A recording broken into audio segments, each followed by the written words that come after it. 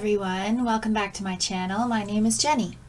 I'm here today to do a wrap-up of the 100-day project. This is a collective internet project that has been going on for, I think, 4 years now at least. And I'm going to link all the information below for the website, and so that you can read up more on it and the history of it if you would like to know more. I've been hearing about this project for at least 2 years, maybe even 3, and saw it mostly on Instagram over the years, and saw a lot of really wonderful projects happening by different types of artists from all over the world.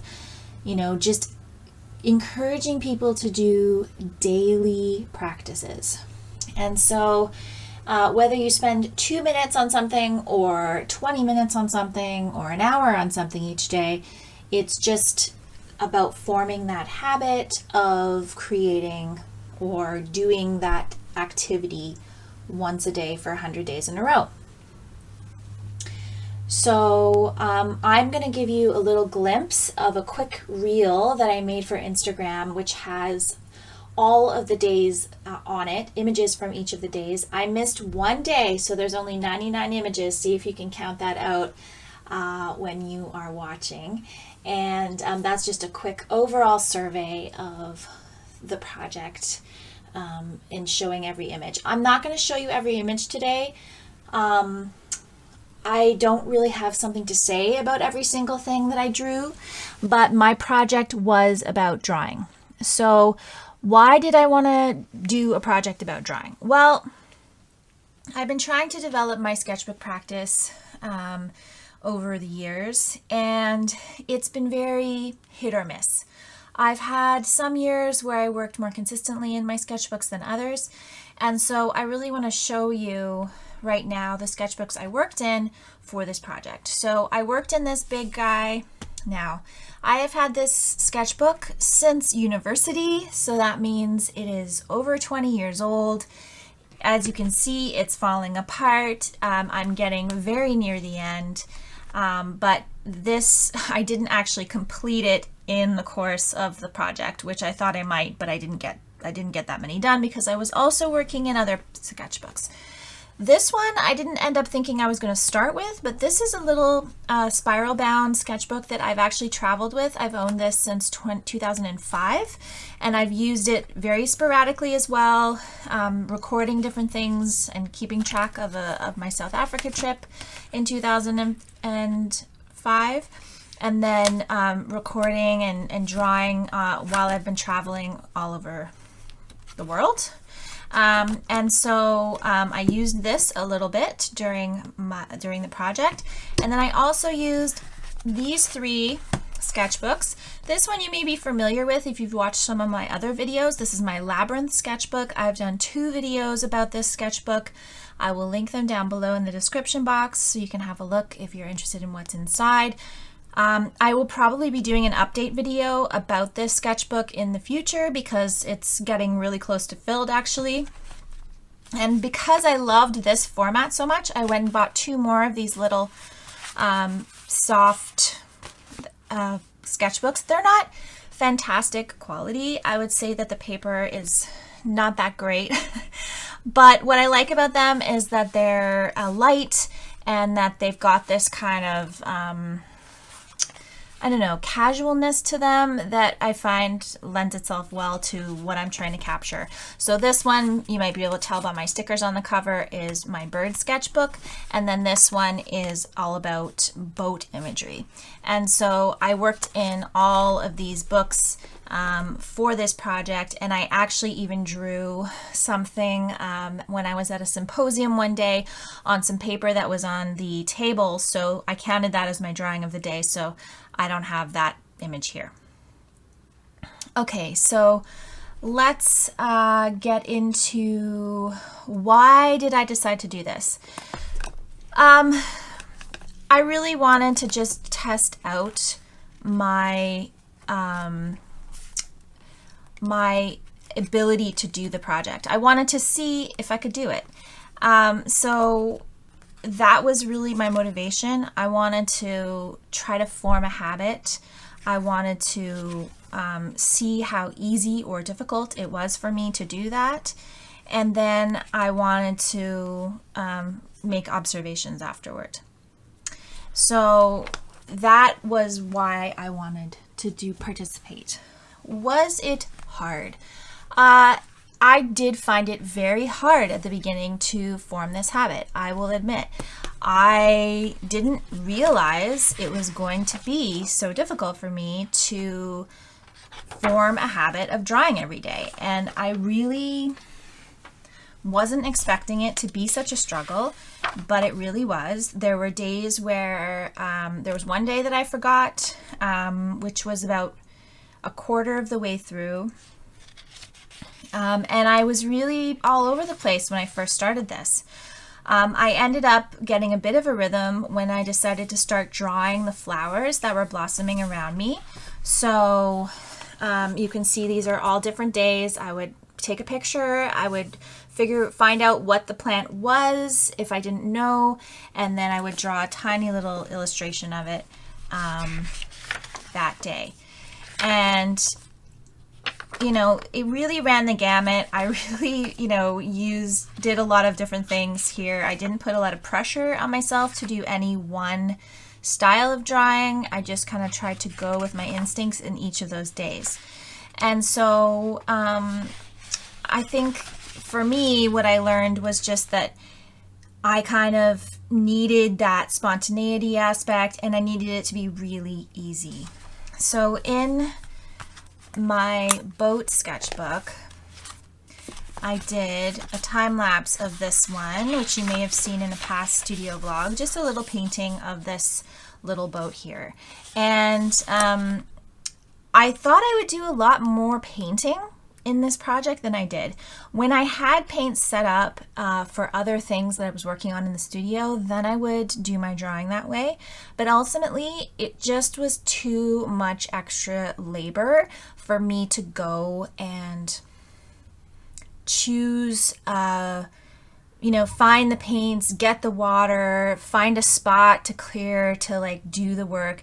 I think maybe if I had a studio space that was dedicated studio space as I used to, I may have had a little station set up where I could have gone in and worked on something really quickly, and it maybe would have allowed me to use more spontaneous mediums. But what I ended up using the most was pencil, pen, and pencil crayon. I would say that was my most used mediums because they were easy to grab.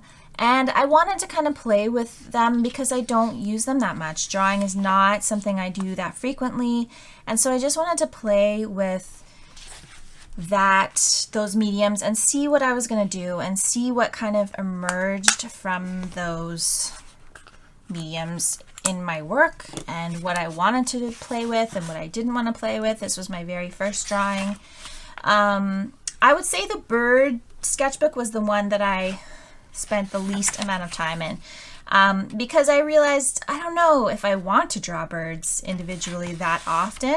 It is something that I love birds and I love drawing birds, but I didn't end up doing birds that much as I thought I would. And I guess part of that was also that I didn't really want to draw from pictures necessarily that much and try to do things that were representational very much.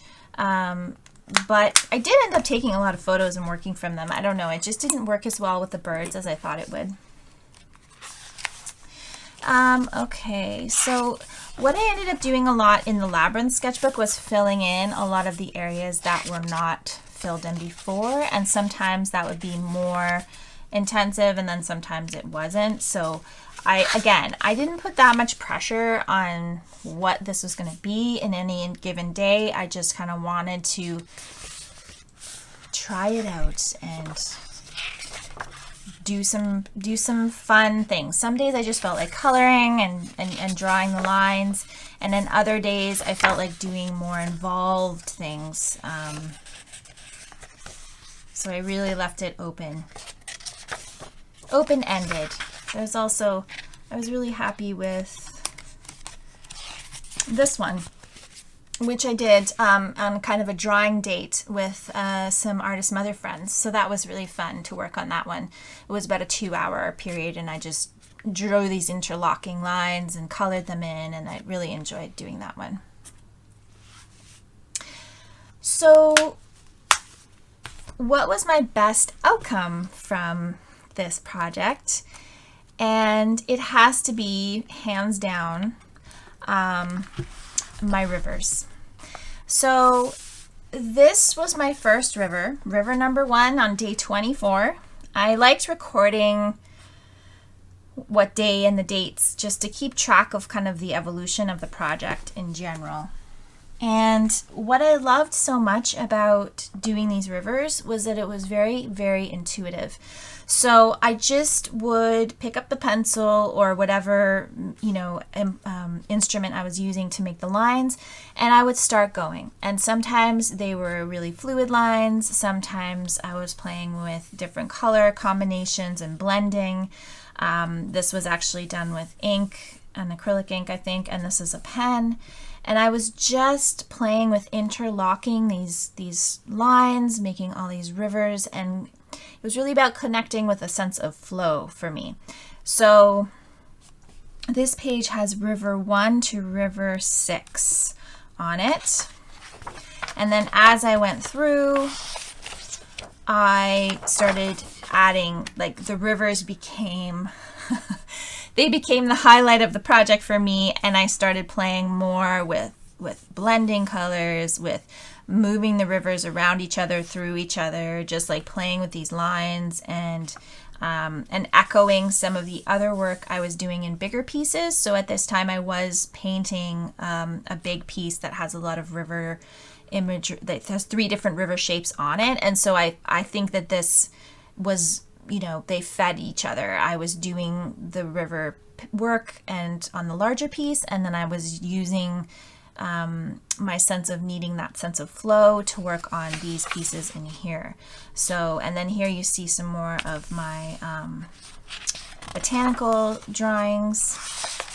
And so, it really just kept emerging each time, and then I would start playing with the different things I could do with the river shape. So adding these little islands inside the rivers was the next exercise. And then some of these were actually rivers. I was reading the book Original Highways by Roy McGregor at that time, and some of these shapes are actually river shapes from the rivers that he discusses in that book. So then I was also playing with those.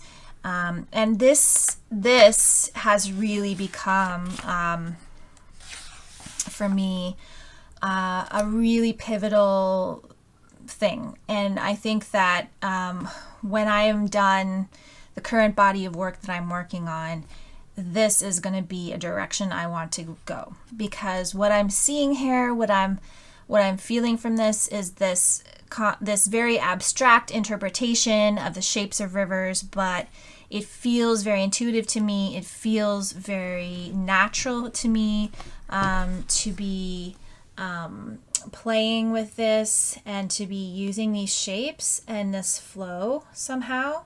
And so I really think that this is going to be a new direction my work goes in the future. And so I feel that that's really encouraging. I actually drew this one yesterday. I'm no longer doing a daily drawing, but I still want to continue working with these shapes and creating this type of, like, using energy. It's just a really wonderful meditative type of drawing that is really resonating with me. And so I think it's going to continue, and eventually I'm going to start wanting to move this style of work into cloth, into thread, into paint, and start evolving it from there. I mean, that doesn't mean it's going to become full pieces. I really have no idea. I think when you start a new piece and something new is happening, you kind of have to let it let it just percolate for a while and figure out what it's meant to become for you. And so would I do this again? I do think I would do this again. I don't know if I will do it next year. And if I would, I think I would probably change the format of like the what I'm working on next year. If I do it again, I think that,